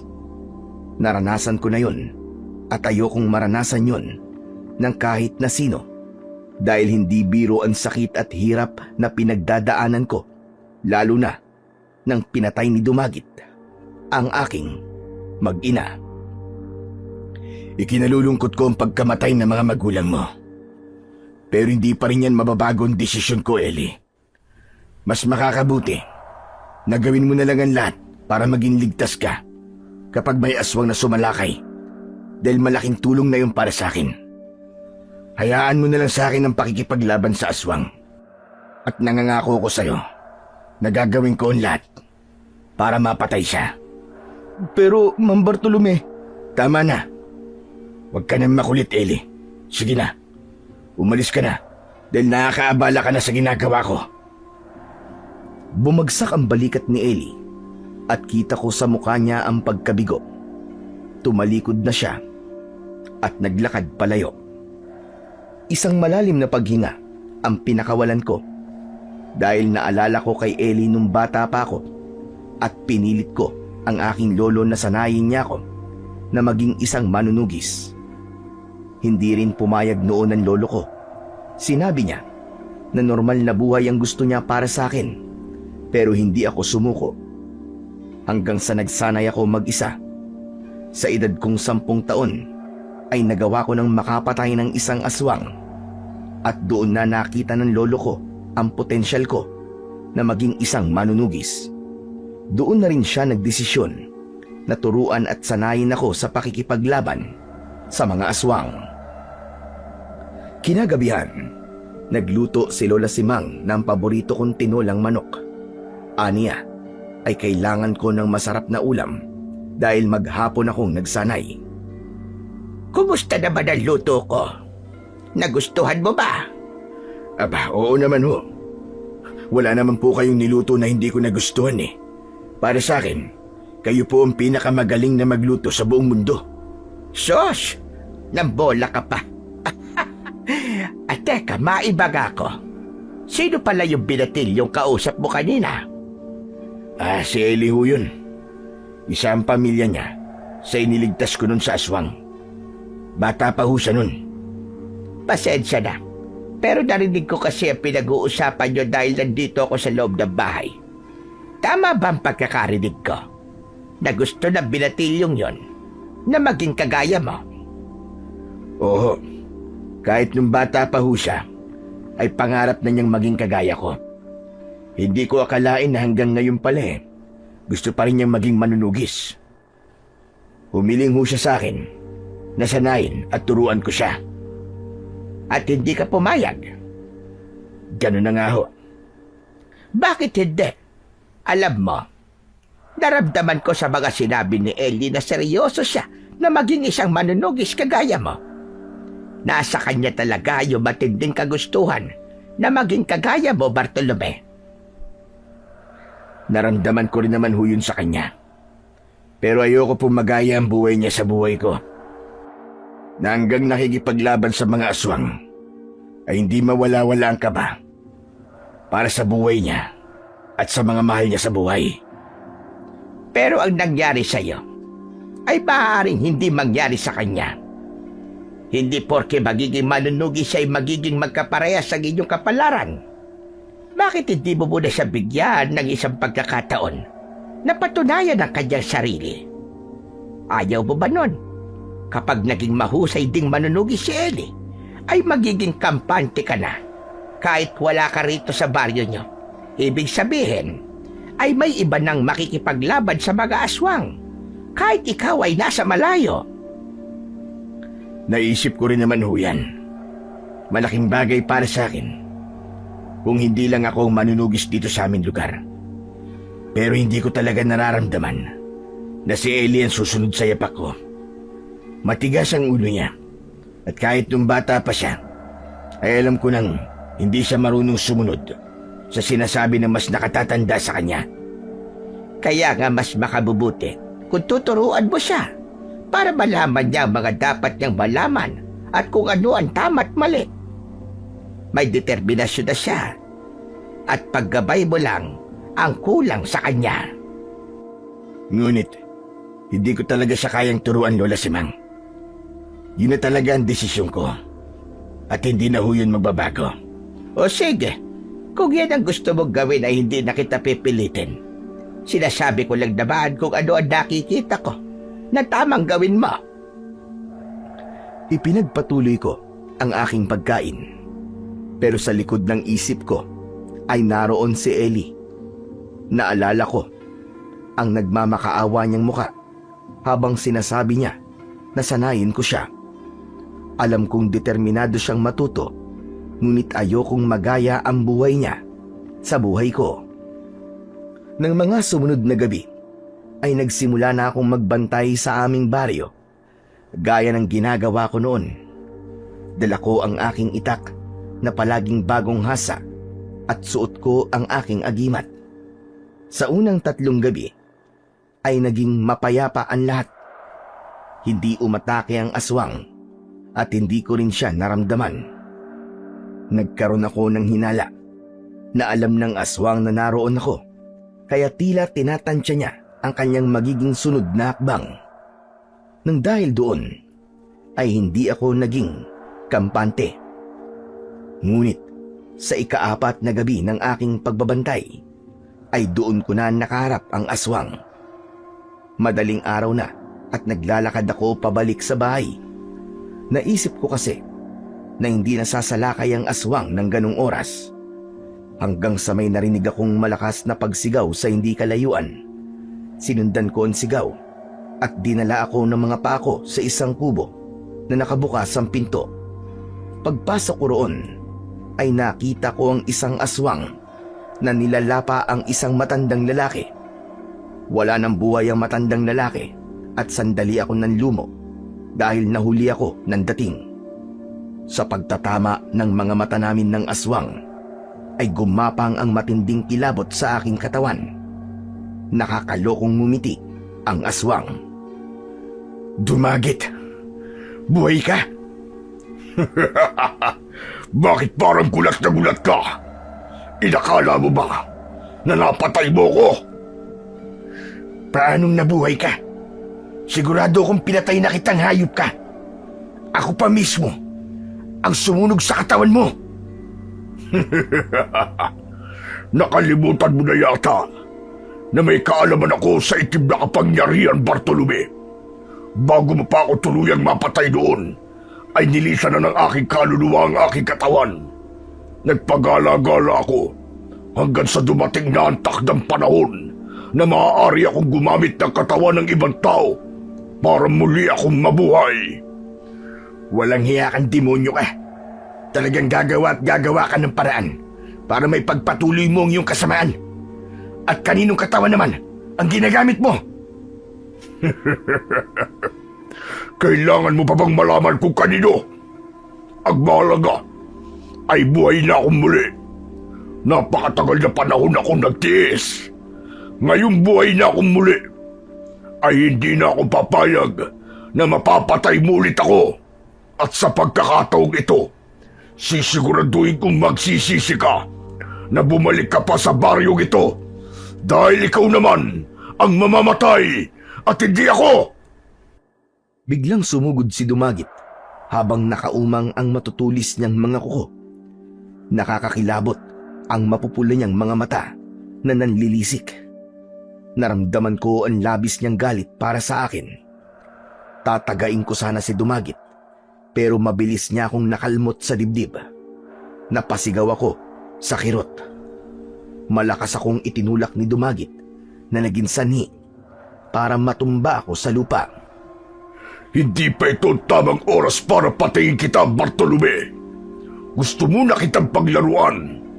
Gusto kong masaksiyan mo kung paano ko unti-unting uubusin ang mga taong pinoprotektahan mo. Sa isang kisap mata, ay nawala si Dumagit sa aking harapan. Napakabilis niyang kumilos at hindi ko nakita kung saan siya nagpunta.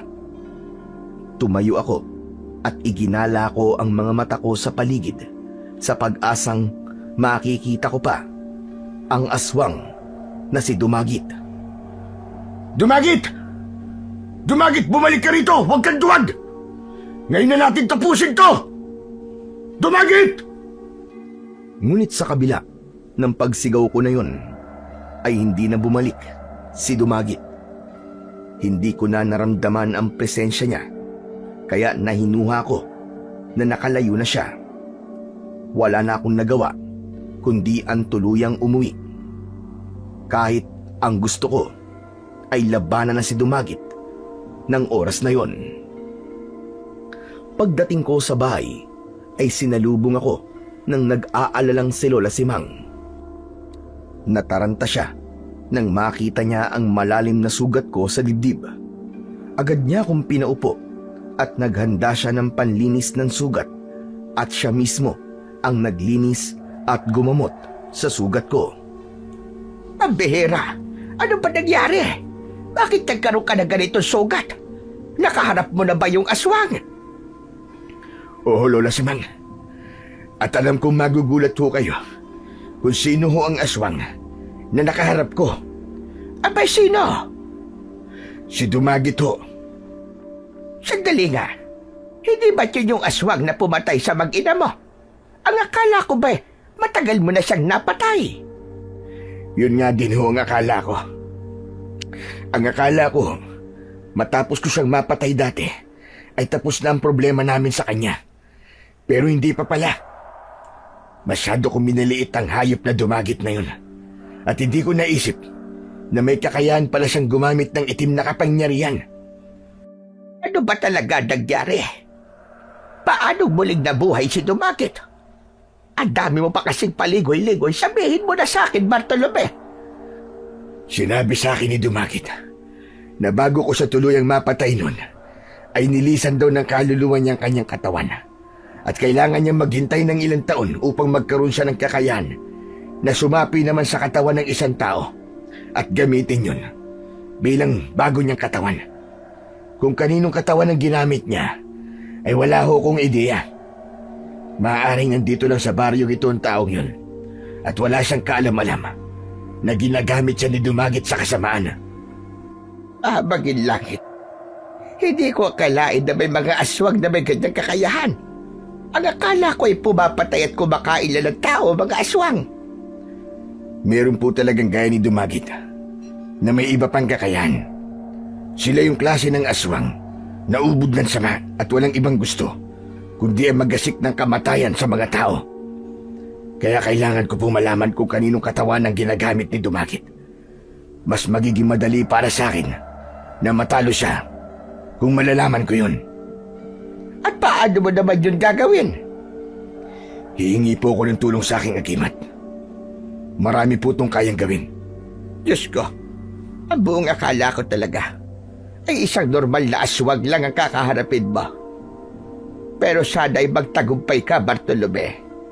Hayaan mo at palagi kitang ipagdarasal. Kung meron man akong maitutulong sa'yo sa kahit anong paraan, ay magsabi ka lang sa akin. Maraming salamat po, Lola Simang. Napakalaking bagay na ho sa akin na ipagdasal niyo ako. Tinapos na ni Lola Simang ang panggagamot sa sugat ko. Nilagyan niya yon ng benda at nagsabi na ako na kailangan ko ng matulog. Hinayaan ako ni Lola Simang na makapagpahinga dahil alam niya na kailangan ko ng mahabang pahinga dahil sa mga susunod na gabi ay malaki ang posibilidad na muli kaming maghaharap ni Dumagit. Sa mga sumunod na araw ay halos wala na akong naging pahinga. Tuwing umaga ay nag-iikot ako at pinagmamasdan ko ang galaw ng lahat ng tao. Tinitignan ko kung sino sa kanila ang kahinahinala at ang maaaring ginagamit ni Dumagit. Sa gabi naman ay nagbabantay ako at umaasa na muli kong makakaharap si Dumagit. Ngunit sa pagkakataon na yun ay mas lalo siyang naging mailap. Isang umaga, habang nag-aalmusal kami ni Lola Simang, ay binisita kami ni Densyo. Inaya ko siya na saluhan kami at hindi naman siya tumanggi. Salamat dito pare ah. Kumusta na pala ang pagtugis mo dun sa aswang pare? Balita ko nakaharap mo na siya. Tama ka, Densyo. At alam mo ba kung sino ang aswang na umaatake dito sa baryo natin? Walang iba kundi si Dumagit. Hindi ko pa pala siya tuluyang napatay noon dahil sumapi sa katawan ng isang tao si Dumagit upang muli siyang makapaggasik ng lagim.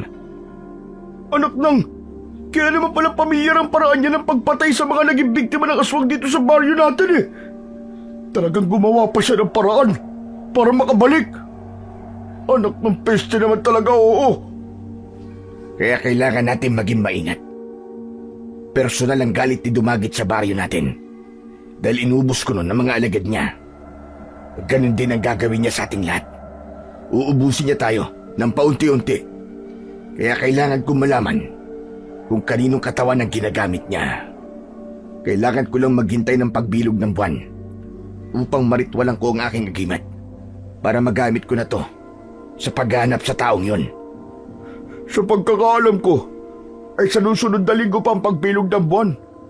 Ba, matagal-tagal pa yun pare. Kung gusto mo tutulungan na kita sa pagbabantay mo, kahit papaano naman may kaalaman naman ako sa pakikipaglaban sa aswang eh. Hindi na kailangan, Densyo. Baka kung ano pang mangyari sa'yo na hindi maganda. Ano ka ba? Ayos lang yun. Hindi ba dati tinuruan mo naman ako na makipaglaban gamit ang itak? Oras na para magamit ko ang itinuro mo na yun sa akin pare. Tama si Densyo. Kailangan mo na makakatulong sa ginagawa mo, Bartolome. Kung kaya ko galang sana na makipaglaban pa at hindi pa ako matanda, ay talaga tutulungan din kita. Kaya lang panigurado magiging pabigat lang ako, lalo na palagi akong inaatake ng aking rayuma. Kung talagang bukal sa loob mo na tulungan ako, ay tinatanggap ko ang tulong mo pare. Maraming salamat. Yun! Ayos! Huwag ka mag-alala, Bartolome. Gagawin ko ang lahat para matulungan ka sa paraang alam at kaya ko. Kung ako ang tatanungin, ay ayoko na sanang isama si Densyo sa pakikipaglaban kay Dumagit, lalo na't hindi siya basta-bastang aswang. Ngunit sa pagkakataon na yun, ay nakita ko ang determinasyon ni Densyo na tulungan ako at ayokong ipagkait sa kanya ang pagkakataon na may gawin upang tapusin na ang dilubyong nangyayari sa aming baryo. Kinagabihan ay sumama nga si Densyo sa akin sa pagbabantay sa aming baryo. Parehas kaming may dalang itak. Nagpaalala ako kay Densyo na kung sakaling makaharap namin si Dumagit at hindi na naging maganda ang sitwasyon namin, ay maaari siyang tumakas. Sinabi ko na mas iligtas niya ang kanyang sarili kaysa tulungan ako. Tinawanan ako ni Densyo at sinabi niya na hindi niya alam kung kaya niya yung gawin dahil hindi niya ako kayang iwanan sa ganong uri ng sitwasyon dahil magkaibigan kaming dalawa. Lumipas pa ang ilang gabi na hindi pa rin namin nakikita si Dumagit, pero hindi kami huminto sa pagbabantay. Pare, sigurado ka ba na magpapakita pa sa atin si Dumagit? Ilang gabi na tayo nagbabantay pero hindi pa rin natin siya nakakaharap. Hindi kaya natakot na yun sa'yo at nagtatago na siya ngayon? Duda ako sa sinasabi mo na yan, pare. Sinabi sa akin ni Dumagit na unti-unti niyang papatayin ng mga tao dito sa baryo natin. Malakas ang kutob ko na naghihintay lang siya ng tamang oras para umatake. O baka nga, nagpapalakas pa yun para mahirapan tayong labanan at patayin siya. Hayop! Buwisit talaga Dumagit na yun. Bakit kasi hindi pa namatay yun noon May kasalanan din ako sa bagay na yan, pare. Hindi ko siniguro ang kamatayan niya. Masyado kasi ako nadala sa galit ko sa pagpatay niya sa anak ko at hindi ko naisip ang mga pwede niyang gawin. Pero sisiguraduhin ko na sa pagkakataong ito ay hindi niya na magagawa pa ang ginawa niya noon. Malakas ang kutob ko, pare, na magtatagumpay ka na ngayon. Saka, walang aswang ang nakakatalo sa'yo, no? Pero sandali nga lang, pare. Naiihi na ako eh. Buti at may talahiban. Diyan na lang ako iihi. Sandali lang, ha? Nagmamadaling pumasok si Densyo sa talahiban. Hinintay ko siya sa gilid ng daan habang palingalinga ako sa paligid. Lumipas ang ilang minuto pero hindi pa rin bumabalik si Densyo. Densyo! Pambira kang tagal mo namang umihi. Hindi ka pa rin ba tapos? Umiihi ka lang ba talaga o may iba ka pang ginagawa? Hinintay kong sumagot si Densyo pero wala akong narinig mula sa kanya. Bigla akong kinabahan kaya sinundan ko si Densyo sa loob ng talahiban hanggang sa may narinig akong taong impit na dumadaing. Inilabas ko ang aking itak at marahan akong naglakad papunta sa pinanggagalingan ng ingay. Napigilan ako nang makita ko si Densyo na nakaluhod habang hawak ang kanyang leeg. Naglalaway siya at nanlalaki ang mga mata. Lalapitan ko sana si Densyo nang nagsimulang magbago ang kanyang anyo. Sa isang iglap ay nag-anyong aswang si Densyo at nagimbal ako nang nalaman ko na siya pala si Dumagit. Matapos ang pagbabagong anyo ni Densyo, bilang si Dumagit ay tumayo siya at nagpakawala siya ng isang mahaba at nakakatakot na pag-alulong. Tumingin siya sa kinaroroonan ko at nang nakita niya ako ay isang nakakalokong ngisi ang kanyang pinakawalan. Nagulat ka ba kung kaninong katawan ang ginamit ko? Walang hiya ka, Dumagit. Lubayan mo ang katawan ng kaibigan ko. At bakit ko naman gagawin yun? Si Densyo ang perpektong katawan na dapat kong gamitin. Kaibigan mo siya at malapit ka sa kanya. Sigurado ko na mahihirapan kang patayin ako dahil kapag pinatay mo ko, mamamatay din ang matalik mong kaibigan. Demonyo ka. Sa tingin mo ba ay hindi ako makakahanap ng paraan para alisin ka sa katawan ni Densyo? Huwag kang mag-alala dahil pansamantala lang ako sa katawan ng kaibigan mo. Ang totoo niyan ay may isa pang tao kung nakikita na mas karapat dapat kong gamitin ang katawan upang maging mas malakas ako. Kagaya mo siya dahil nakatakda siyang maging isang mahusay na manunugis. Sa sandaling makuha ko ang kanyang katawan ay mas magiging malakas na ako. At kahit ikaw ay hindi na ako magagawang patayin. Isang malakas na halakhak ang pinakawalan ni Dumagit. Tumiim ang bagang ko at mas humigpit ang pagkakahawak ko sa aking itak. Malakas akong sumigaw at nang susugod na ako kay Dumagit ay mabilis siyang tumakbo palayo sa akin. Bumalik ka rito, Dumagit! Bumalik ka rito! Harapin mo ako! Huwag kang duwag! Tapusin na natin ito ngayon! Dumagit! Huwag mong sayangin ang boses mo, Bartolome!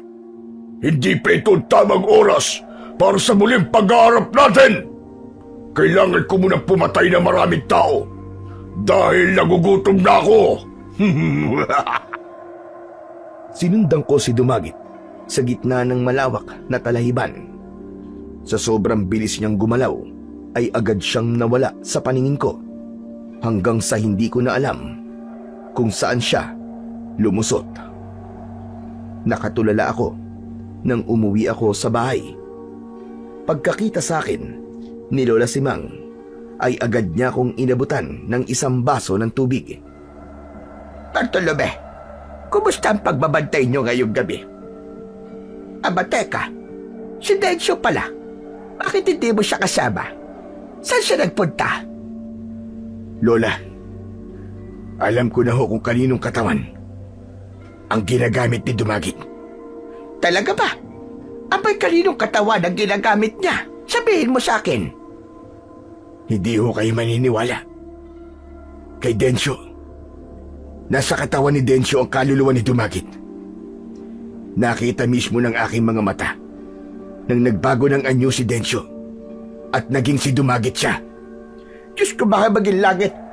Bakit naman sa dinami-rami ng tao rito ay kay Densyo pa siya sumanib? Dahil alam ni Dumagit, Lola Simang, na matalik na kaibigan ko si Densyo.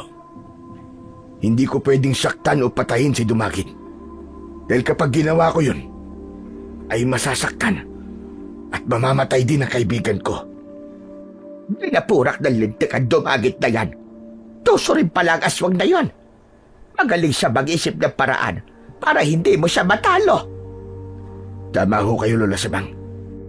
Talagang pinag-isipan niya to na mabuti para mahirapan ako.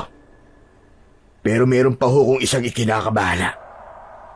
Ang sabi ni Dumagit ay meron isang tao na sunod niyang gagamitin ng katawan. Isa raw yung tao na nakatakdang maging isang mahusay na manunugis na kagaya ko.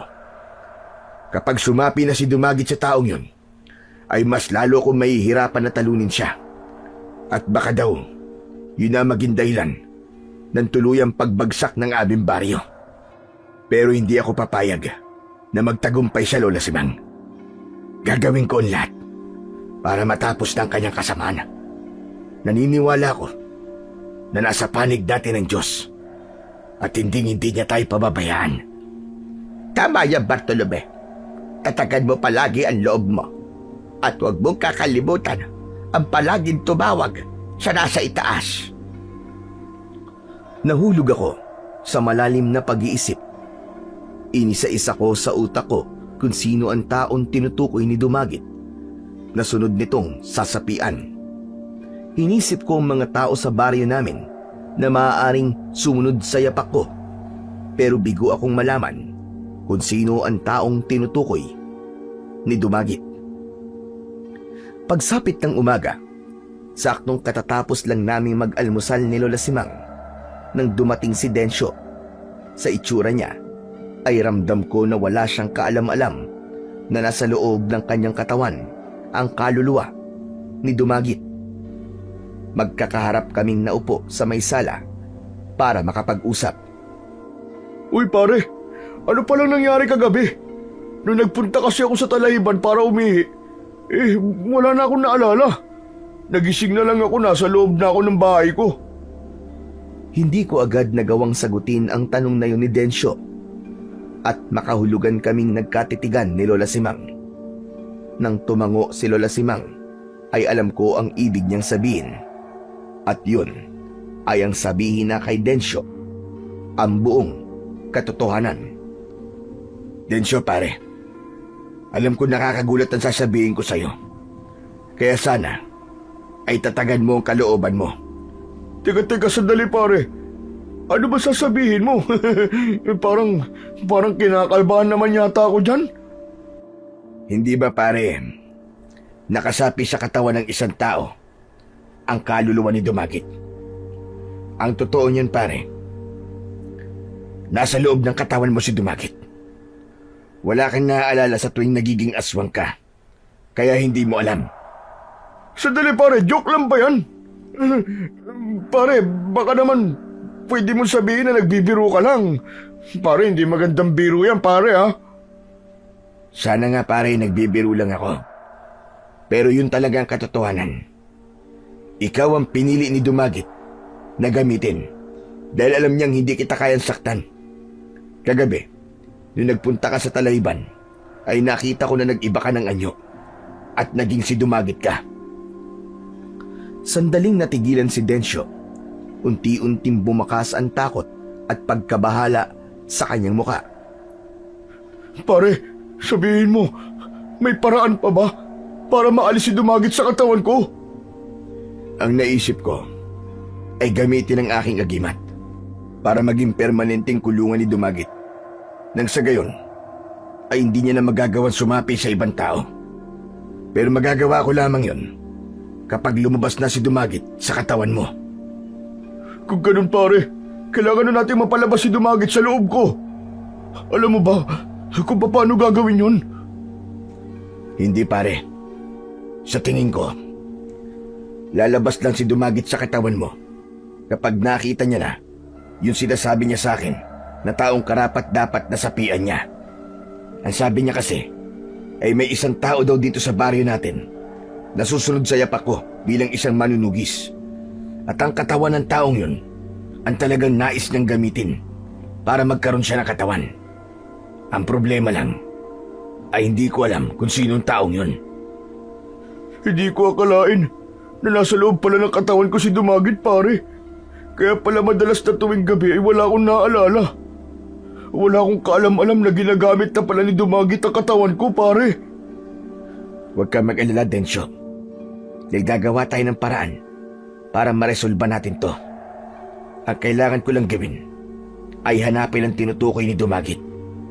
Maaari natin siyang gamitin upang tuluyan na matapos ang kasamaan ni Dumagit dito sa baryo natin.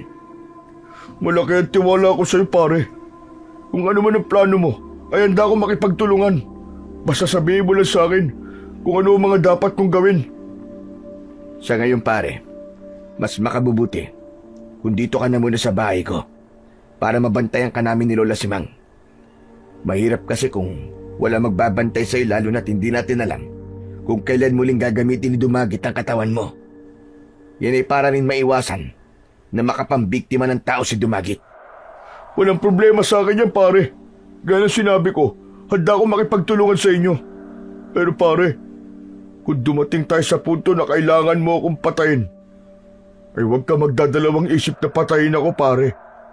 Pangako hindi ako magagalit at maiintindihan kita. Pambihira ka, wag kang magsasalita ng ganyan pare. Sisiguraduhin ko na hindi tayo aabot sa ganyang sitwasyon. Magtiwala ka lang sa akin. Maluwaluwang tumango si Densyo. Alam ko na sa sandaling yon ay labis ang takot na kanyang nararamdaman. Pero nangako ko sa sarili ko na hindi ko hahayaan na mamatay ang matalik kong kaibigan.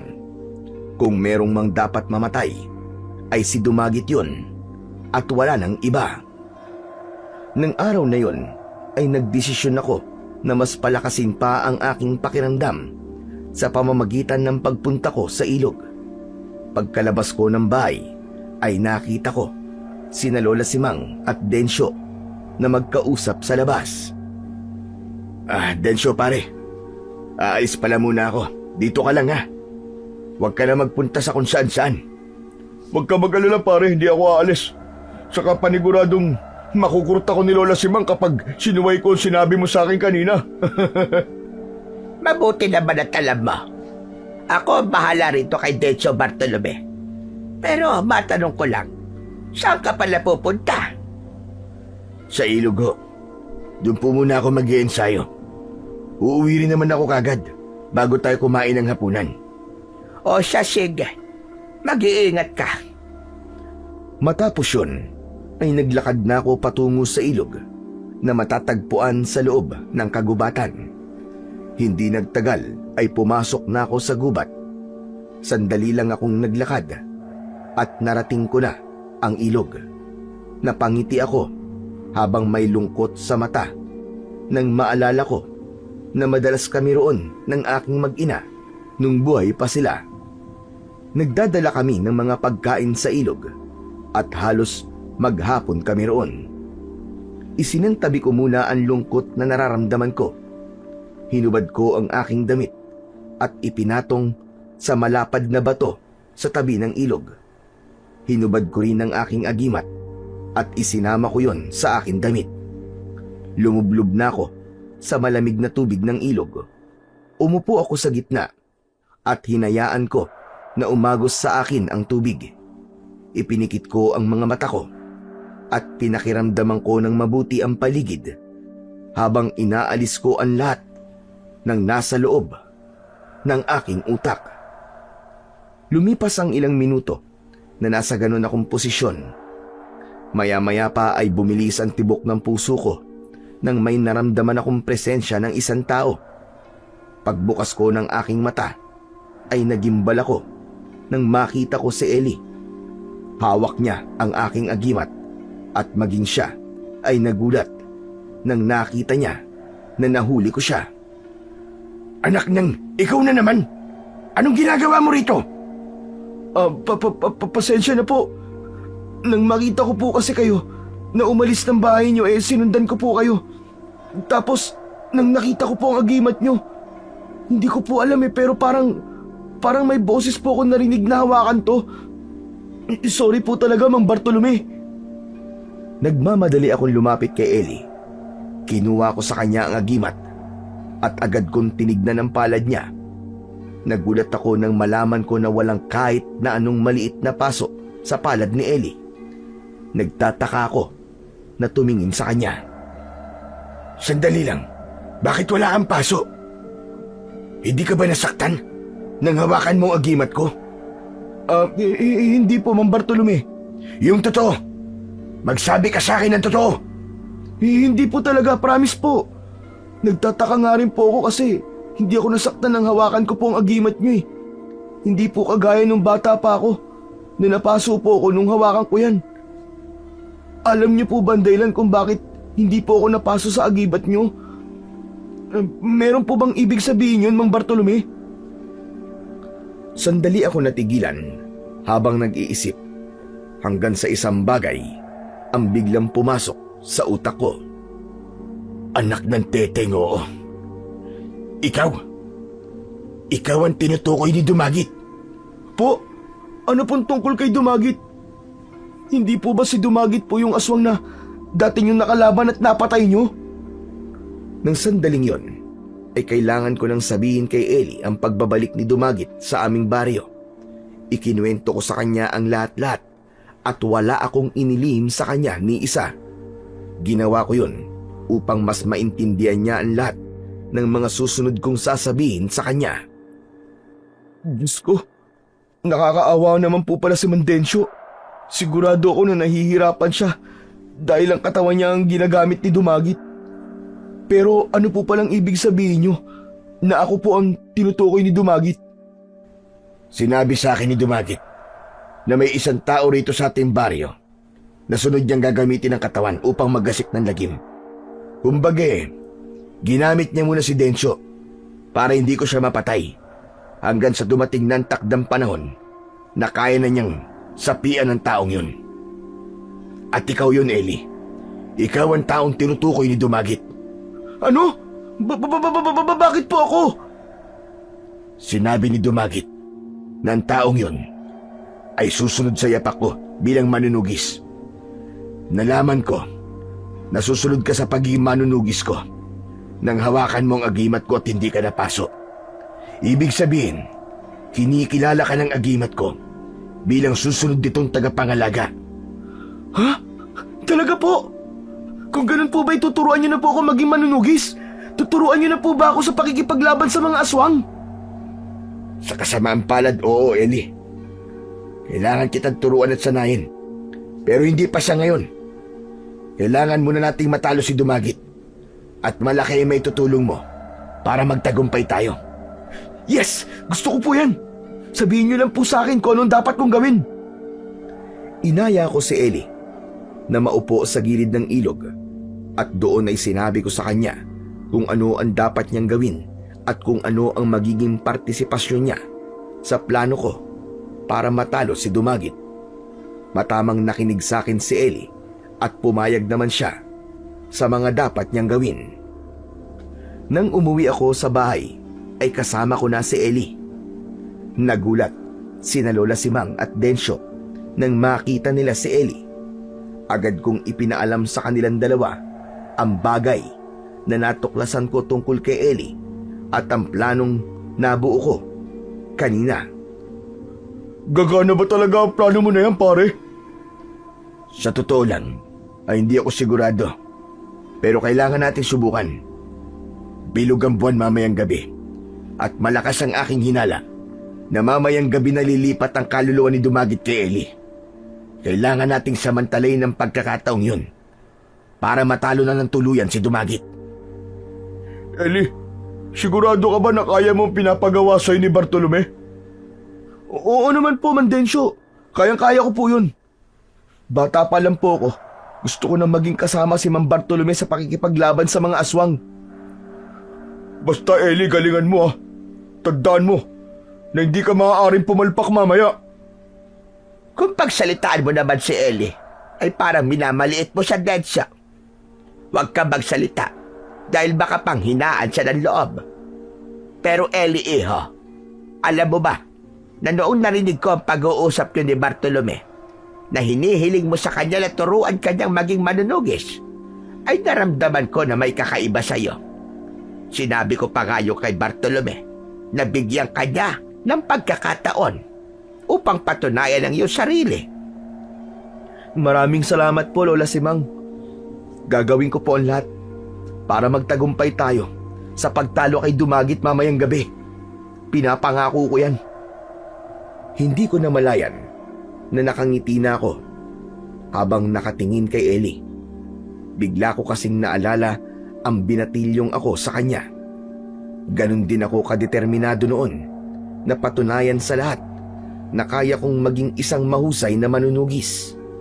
At sa pagkakataon na yon ay nakita ko na rin ang nakita ni Lola Simang kay Ellie. Malakas ang determinasyon ni Ellie at halatang gusto niya talagang maging manunugis upang maging susunod na tagapagtanggol ng aming baryo laban sa mga aswang. Pagsapit ng gabi ay naghanda na kami nina Ellie at Densyo. Umalis kami ng bahay at naiwan doon si Lola Simang. May dala kong matalas na itak habang si Densyo naman ay may dalang lubid. Naglakad kami papunta sa gubat. Pagdating namin sa gitnang bahagi ng gubat kung saan mas maraming mga puno, ay huminto na kami. Gamit ang lubid ay itinali ko si Densyo sa isang puno, habang si Ellie naman ay inutusan ko na magtago muna. Matapos kong maitali si Densyo, ay ngumiti siya sa akin. Pare, yung sinabi ko sa'yo ah. Kapag kinakailangan na patayin mo ko, ay patayin mo ko. Hindi yan mangyayari, pare. Si Dumagit ang mamamatay ngayong gabi at hindi ikaw o ako. At lalong-lalo na hindi si Ellie. Huwag kang mag-alala, pare. Sigurado ko na pagkatapos ng gabing ito, ay pwede mo nang pauwiin dito ang mag-iina mo para makasama mo na sila. Maraming salamat, pare. Pangarap ko talaga mangyari yan eh. Ayoko lang talaga na nandito sila hanggat hindi paligtas dito. Ngumiti ako kay Densyo at marahan kong tinapik ang kanyang balikat.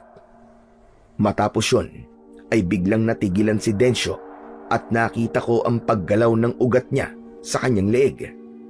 Malakas na sumigaw si Densyo. Hindi ko alam kung nasasaktan ba siya o merong kung anong masamang enerhiya ang biglang nagising sa loob ng kanyang katawan. Sa isang iglap ay naging si Dumagit na si Densyo. Isang malakas at nakakalokong halakhak ang agad niyang pinakawalan.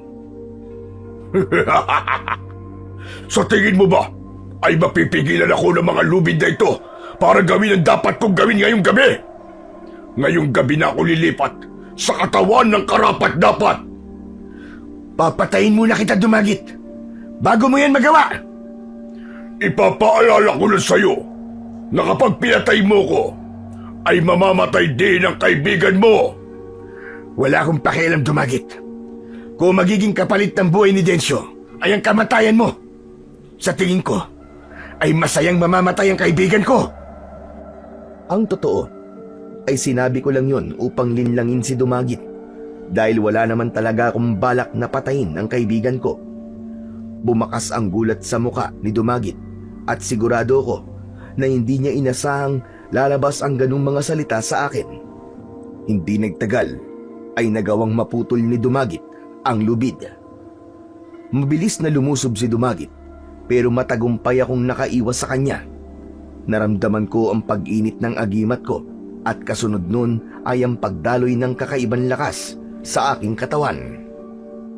Sinugod ko si Dumagit pero bago ko pa siya mataga ay nahawakan niyang kamay ko Ngumisi siya nang magtama ang aming mga mata at saka bumaon ang matutulis niyang kuko sa akin tiyan. Nang bitiwan ako ni Dumagit, ay napaluhod ako sa lupa. Papatayin na muna kita bago ko lumipat sa ibang katawan. Nang sa ganun, ay wala nang makakapigil sa akin. Umang sasakmalin na ako ni Dumagit nang biglang lumabas si Ellie sa kanyang pinagtataguan. Binato niya sa likod si Dumagit, kaya napalingon kay Ellie ang aswang. Hoy, Dumagit! Ako ang harapin mo! Hindi ako makapaniwala na nandito ka. Salamat, dahil ikaw na mismo nagpakita sa akin, Ellie. Matagal na kitang pinagmamasdan, dahil ang katawan mo ang dapat kong gamitin para maging mas malakas ako. Magagamit ko natural mong lakas upang maghari ako, hindi lang sa baryong ito, kundi sa buong mundo. Kung gusto mong makuha ang katawan ko, habulin mo muna ako! Mabilis na tumakbo si Ellie at kaagad siyang sinundan ni Dumagit. Kahit sugatan ay tumayo pa rin ako. Tumakbo ko sa direksyon na pinuntahan ni Dumagit at Ellie. Pinilit kong makahabol sa kanilang dalawa. Sa isang iglap ay mataas na tumalon si Dumagit at sinunggaban niya sa likod si Ellie. Pilit na iniharap ni Dumagit ang nakadapang si Ellie. Nanlaban naman si Ellie, pero hinawakan ni Dumagit ang mga kamay niya. Hindi ka magtatagumpay! Nagamitin ang katawan ko, demonyo ka! Wala nang makakapigil sa akin. Akin na ang katawan mo! Nagsimulang umusal ng dasal si Dumagit. Nakita ko na namuti ang mga mata ni Dumagit habang si Ellie naman ay tila nahihipnotismo at diretso lang siyang nakatingin sa aswang na nasa kanyang ibabaw. Kumilos na ako nang makita kong may itim na usok na lumalabas sa bunganga ni Dumagit at papunta yon sa bibig ni Ellie. Hinubad ko kagad ang aking agimat at itinapat ko yon sa muka ni Dumagit. Pangalan ng kataas-taasang Diyos ng Kalangitan, inuutusan ko ang aking agimat na maging permanenteng kulungan ng kaluluwa ni Dumagit.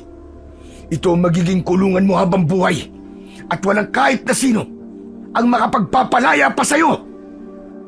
Paulit-ulit ko yung isinigaw hanggang sa hinigop ng agimat ko ang itim na usok bago pa yung pumasok sa katawan ni Ellie. Sa pagbagsak ng katawan ni Dumagit sa lupa, ay agad siyang bumalik sa katauhan ni Densyo. Mabilis kong tinulungan si Ellie sa pagtayo. Okay na po ba? Nagtagumpay po ba tayo? Oo, Ellie. Nagtagumpay tayo. Wala nang kaluluwa ni Dumagit dahil nandito na siya sa loob ng agimat ko. Yes! Salamat naman at wala na siya. Maraming salamat din sa iyo, Ellie. At patawarin mo ko kung pinagdudahan ko ang kakayahan mo noon. Ayos lang yun, Idol. Ang importante ay naniniwala na po kayo ngayon sa akin. Pero yung ipinangako niyo po sa akin kanina, Idol ang sabi niyo, sasanayin niyo ako kapag natalo na natin si Dumagit. Huwag kang mag-alala dahil tutuparin ko ang ipinangako kong yan sa'yo. Pero saka na natin pag-usapan yan. Tulungan mo muna akong buhatin si Densyo. Sigurado ko na masyadong napagod ang katawan niya. Nakangiting tumango si Ellie. At matapos yon ay pinagtulungan naming buhatin si Densyo pauwi sa bahay ko. Pagdating sa bahay ay napakasaya ni Lola Simang nang malaman niya na natalo na namin si Dumagit at nakakulong na ito sa aking agimat. Tulad ng ipinangako ko kay Ellie, ay sinanay ko siya sa lahat ng alam ko tungkol sa pagpatay ng mga aswang. Mabilis siyang natuto at sa bawat pagsasanay namin ay nakita ko kung gaano siya kahusay at kung gaano kalaki ang puso niya para protektahan ang mga tao. Pinili kong manatili na lang sa aming baryo. Naging mapayapa na ulit doon at bumalik na rin ang pamilya ni Densyo. Hindi na rin umalis si Lola Simang sa baryo namin. Alam kong darating ang araw na ipapasa ko na rin kay Ellie ang pangangalaga sa agimat na naglalaman kay Dumagit. Hindi na ako makapaghintay na tuluyang maging handa si Ellie na saluhin ang tungkulin sa aming baryo ng ilang taon kong pinasan. Napagtanto ko na hindi ko dapat husgahan ng isang tao base lang sa unang impresyon ko sa kanya.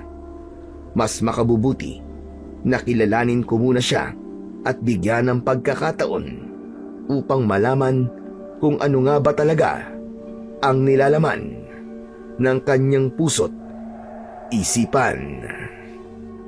At naniniwala ako na sa bandang huli, si Ellie, ang batang pinagdudahan ko noon, ay magiging isang mahusay na manunugis kontra sa lahat ng kampon ng kadiliman, lalong-lalo na sa mga aswang.